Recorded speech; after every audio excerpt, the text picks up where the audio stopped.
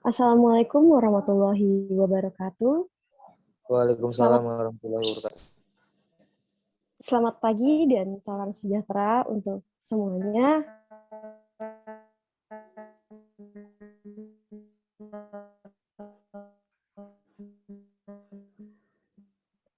Kepada yang terhormat Ibu Luciana Wonosari,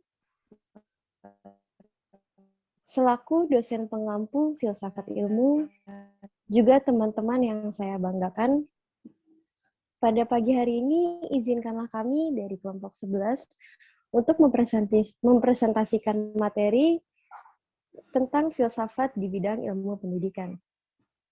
Baik, untuk mempersingkat waktu, oh ya, sebelumnya adapun anggota dari kelompok kami yaitu ada Vanessa Ray, saya sendiri, lalu ada Golda Gloria dan Syahira Octaviani.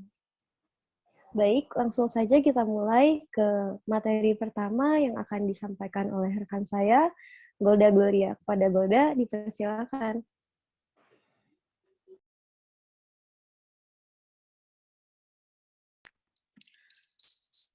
Baik, di sini saya akan menjelaskan tentang pengertian filsafat di bidang ilmu pendidikan. Mata kuliah filsafat dan ilmu pendidikan ini dirancang untuk memberikan gambaran awal tentang pemikiran pendidikan. Diawali dengan kajian tentang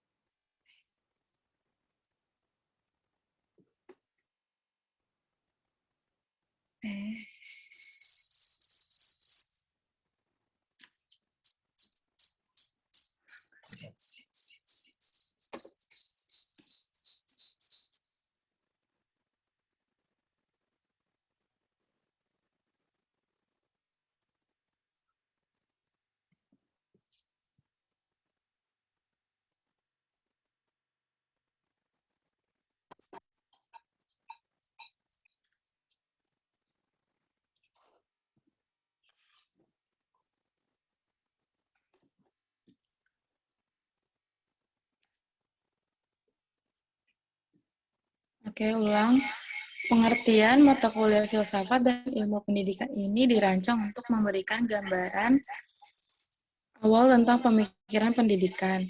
Diawali dengan kajian tentang pengertian, ruang lingkup, dan tujuan mengkaji filsafat pendidikan sampai kepada aliran-aliran filsafat pendidikan.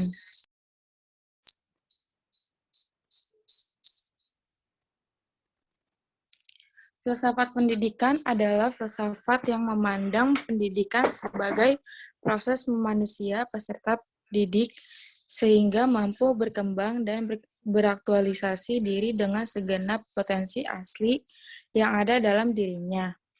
Ilmu pengetahuan berkembang dari rasa ingin tahu yang merupakan ciri khas manusia.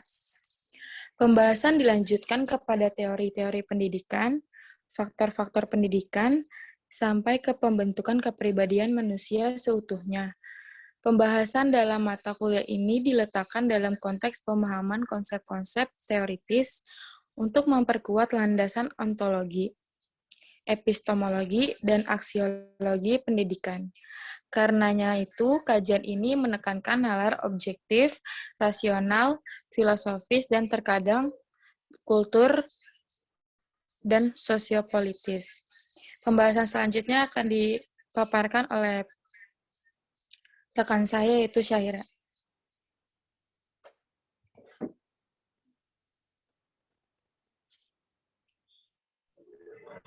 Baik, terima kasih. Selanjutnya saya akan membahas tentang hakikat pendidikan, pendidikan sebagai agensi pengendali diri, dan ilmu. Terus selanjutnya bidang kajian ilmu pendidikan. Yang pertama, saya akan membahas tentang hakikat pendidikan.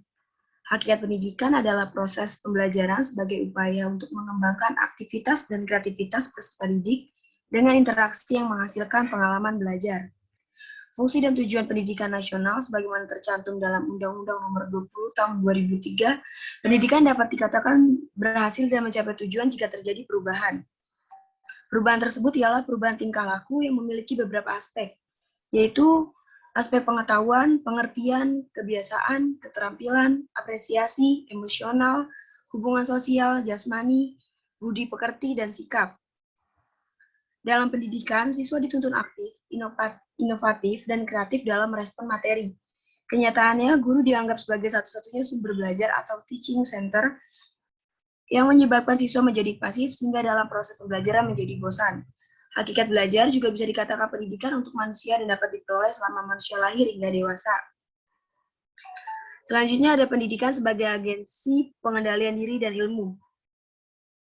Pendidikan adalah usaha sadar dan terencana untuk mewujudkan suasana belajar dan proses pembelajaran agar peserta didik dapat secara aktif mengembangkan potensi dirinya untuk memiliki kekuatan spiritual keagamaan, pengendalian diri, kepribadian, kecerdasan, akhlak mulia, serta keterampilan yang diperlukan dirinya, masyarakat, bangsa, dan negara.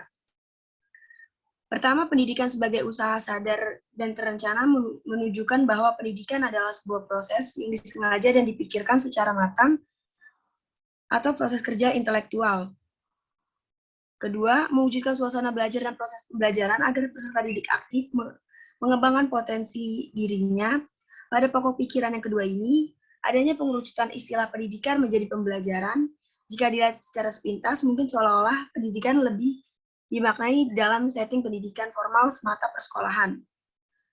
Pada pokok pikiran kedua ini, saya menangkap pesan bahwa pendidikan yang dikehendaki adalah pendidikan yang bercorak pengembangan atau developmental dan humanis, yaitu berusaha mengembangkan segenap potensi didik, bukan bercorak pembentukan yang bergaya behavioristik.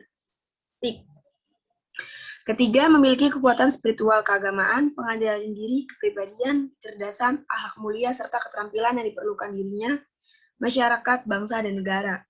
Pokok pikiran yang ketiga ini selain merupakan bagian dari definisi pendidikan sekaligus menggambarkan pula tujuan pendidikan nasional kita, di sana tertera juga tujuan yang berdimensi ketuhanan,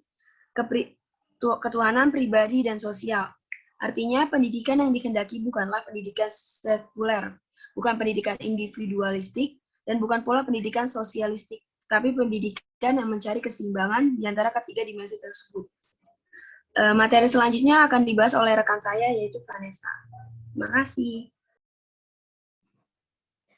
Baik, terima kasih. Syahira, saya akan melanjutkan pembahasan mengenai kaidah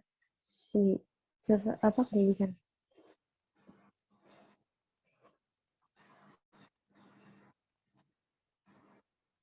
Ilmu pendidikan atau pedagogik berasal dari bahasa Yunani pedagogues dan dari bahasa Latin pedagogus yang berarti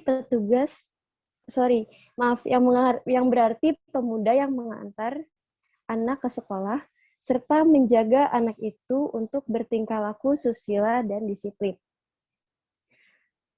Kemudian istilah itu disematkan untuk pendidik dan kemudian berkembang menjadi pedagogi perbuatan mendidik.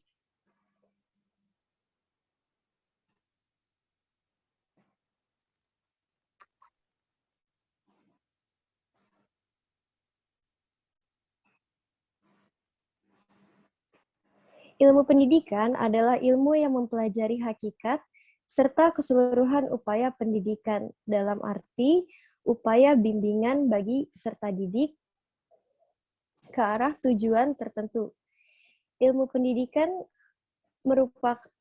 merupakan ilmu yang berdiri sendiri karena memiliki objek dan metode kajian yang berbeda dari cabang-cabang ilmu lainnya seperti psikologi, sosiologi, antropologi, dan lain sebagainya. Lapangan kajian ilmu pendidikan adalah situasi pendidikan, yakni situasi yang terdapat dalam kehidupan manusia yang biasa dikenal sebagai situasi pergaulan manusia. Situasi pendidikan disebut juga sebagai agogis, yakni situasi yang mengandung usaha-usaha mempengaruhi, membimbing, memberikan bantuan, mengajarkan nilai dan norma kehidupan etis dari pendidik terhadap peserta didik.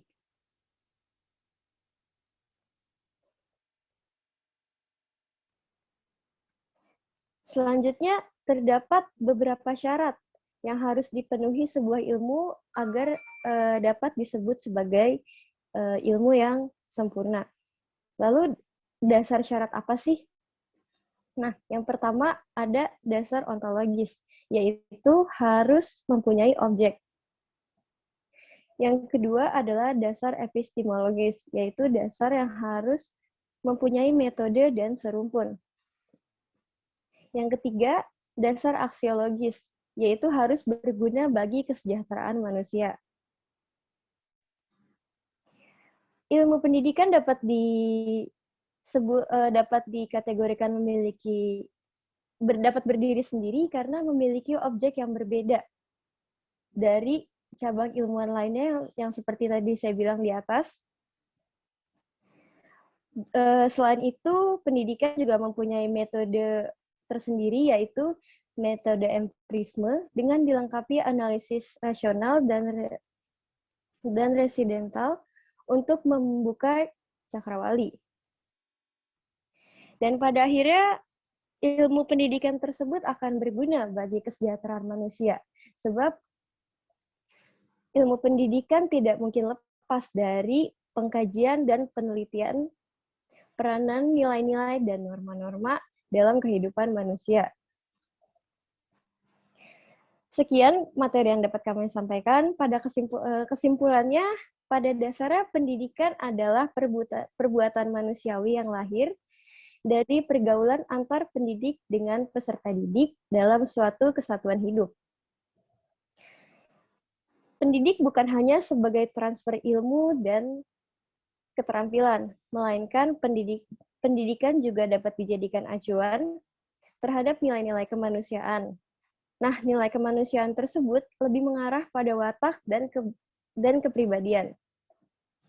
Pendidikan tidak hanya berkaitan dengan masa lalu dan masa kini, tetapi lebih mementingkan kehidupan manusia di masa yang mendatang. Dengan demikian, pendidikan dilaksanakan sekarang dengan model pengalaman masa lalu sebagai acuan untuk diarahkan pada masa yang akan datang. Oleh sebab itu, pendidikan haruslah memperhatikan kemungkinan permasalahan yang akan datang pada masa yang mendatang. Sekian presentasi dari kelompok kami. Apabila ada yang ingin bertanya, kami lanjutkan di WhatsApp group. Kami mohon maaf atas kurang lebihnya. Wabillahi taufiq wal hidayah. Assalamualaikum warahmatullahi wabarakatuh. Waalaikumsalam warahmatullahi wabarakatuh. Waalaikumsalam warahmatullahi wabarakatuh. Waalaikumsalam warahmatullahi wabarakatuh.